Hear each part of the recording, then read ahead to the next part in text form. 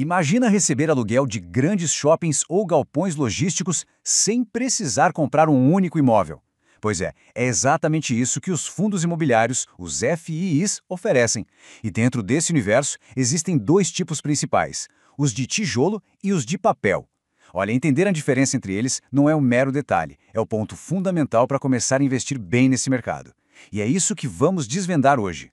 Agora olhe bem para este número, 2,3 milhões. Essa quantidade de brasileiros que, hoje, já investem em FIs. Ou seja, não estamos falando de um nicho.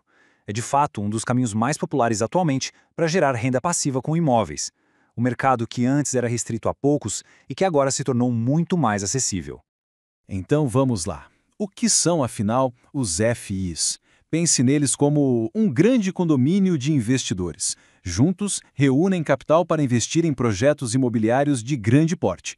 E a grande sacada é que as cotas desses fundos são negociadas diretamente na bolsa, a B3. Isso dá uma liquidez que a compra de um imóvel físico, por exemplo, jamais teria. E tem a cereja do bolo. Para pessoas físicas, os rendimentos mensais, os dividendos, são isentos de imposto de renda. O nosso roteiro de hoje é bem direto ao ponto. Primeiro, vamos entender o que são os FIIs. Depois, mergulhar nos fundos de tijolo, que investem em ativos físicos, e nos de papel, focados em renda de crédito. Na sequência, faremos uma comparação direta entre eles, vamos ver como montar uma carteira equilibrada e, por fim, um ponto crucial, as armadilhas comuns que precisam ser evitadas. Muito bem, vamos começar pela primeira categoria, que é talvez a mais intuitiva de todas, os fundos de tijolo. O nome, claro, já entrega o jogo. Aqui o investimento em propriedades físicas concretas. E o modelo de negócio é exatamente o que se imagina. O fundo utiliza o capital dos investidores para comprar ou construir imóveis reais. Estamos falando de galpões logísticos, shoppings, prédios de escritórios. E a receita do fundo? Vem diretamente do aluguel pago pelos inquilinos desses imóveis. Simples assim. As vantagens aqui são bem claras. Primeiro, existe um potencial de ganho duplo, não só com os aluguéis mensais, mas também com a possível valorização do próprio imóvel no longo prazo. Além disso, os contratos de aluguel geralmente são corrigidos pela inflação, o que ajuda a proteger o poder de compra do capital investido. E claro, há aquela segurança de investir em algo tangível, um ativo real. Mas como em todo investimento, existem riscos. O principal, nos fundos de tijolo, é a vacância. Um imóvel desocupado não gera receita. Depois, vem o risco de inadimplência, que é quando o inquilino não paga o aluguel. E por fim, não podemos esquecer dos custos do mundo real. Impostos, taxas do condomínio, reparos, manutenções, tudo isso sai do caixa do fundo e, consequentemente, impacta os rendimentos distribuídos. Agora, vamos virar a moeda e olhar para o outro lado, os fundos de papel. Se os fundos de tijolo compram os prédios, os de papel, por sua vez, compram dívidas. Isso mesmo, são títulos financeiros lastreados no mercado imobiliário. Pense da seguinte forma: em vez de ser o dono do imóvel, o fundo de papel atua como a instituição que financia o setor. Ele investe em títulos de dívida, como os conhecidos CRIs, Certificados de Recebíveis Imobiliários, além de LCIs e LHs.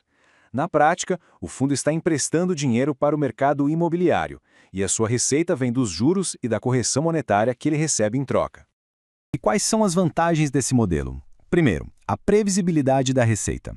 Os juros e indexadores dos contratos tendem a ser mais estáveis que os aluguéis. Segundo, é uma excelente forma de diversificação, já que a fonte de renda é completamente diferente dos fundos de tijolo. E por último, uma vantagem operacional. Sem imóvel físico, não há custos com impostos, obras ou dores de cabeça com manutenção. Nesse caso, os riscos são de natureza financeira. O mais direto é o risco de crédito, ou seja, a chance de o devedor não pagar a dívida. Mas existe outro, um pouco mais sutil, o risco de pré-pagamento. Imagine um cenário de queda de juros. O devedor pode quitar a dívida antiga, que tem juros mais altos, e o fundo recebe esse dinheiro de volta. O problema é que agora ele precisa reinvestir esse capital em um ambiente com taxas menores. E claro, o valor de mercado desses títulos é sensível às flutuações da taxa de juros. Ok. Agora que já conhecemos os dois tipos, vamos colocá-los lado a lado. É hora de fazer uma comparação direta para que as diferenças fundamentais fiquem bem claras. Se fosse para resumir a diferença em poucas palavras, seria assim: a fonte de renda do tijolo é o aluguel, enquanto a do papel são os juros. O risco principal do tijolo é a vacância, e o do papel é a inadimplência do crédito. E a sensibilidade de mercado? Tijolo está mais ligado ao ciclo imobiliário e papel às taxas de juros.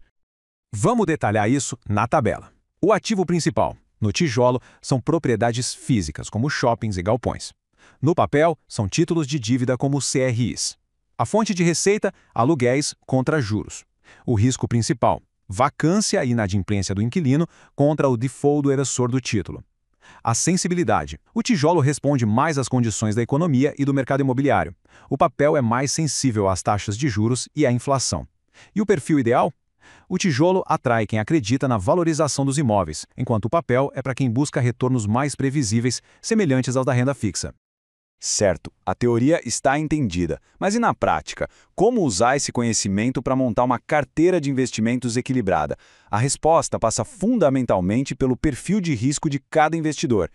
A alocação vai depender muito do apetite ao risco. Um perfil mais conservador tende a ter uma parcela maior em fundos de papel de alta qualidade, buscando mais estabilidade. Já um perfil mais agressivo pode preferir uma alocação maior em fundos de tijolo de setores em crescimento. E o perfil moderado? Geralmente busca um equilíbrio, uma divisão próxima de 50-50 entre tijolo e papel. Esse gráfico ilustra bem a carteira de um perfil moderado, uma divisão de 50% em fundos de tijolo e 50% em fundos de papel. A lógica por trás disso é bem simples. Uma parte da carteira busca crescimento e valorização de longo prazo, enquanto a outra funciona como uma âncora, gerando uma renda mais estável e previsível. É a combinação clássica de ataque e defesa no portfólio. Mas atenção! Tão importante quanto saber onde investir é saber como evitar os erros mais comuns. Vamos passar agora por algumas armadilhas frequentes no mundo dos FIIs, justamente para que elas possam ser evitadas. O primeiro passo é evitar a armadilha de caçar o maior dividend yield sem entender o contexto. O segundo, cuidado para não pagar caro demais pela cota, sempre analisando o indicador preço sobre valor patrimonial. Terceiro, a diversificação é fundamental. Nunca concentre tudo em um único fundo. Quarto ponto, fuja do efeito manada. Faça sempre a própria análise. E por último, um dos pontos mais importantes, analise a qualidade da gestão do fundo. Saber quem está tomando as decisões é crucial. E para concluir, fica a mensagem principal. FIIs são, sem dúvida, ferramentas de investimento incríveis. Mas a ferramenta mais poderosa que existe é o conhecimento. Entender a fundo onde o próprio dinheiro está sendo alocado não é só uma boa prática, é o alicerce mais importante para a construção de patrimônio. Vale reforçar que este conteúdo tem caráter exclusivamente informativo e educacional e não representa uma recomendação de investimento. Todo e qualquer investimento envolve risco.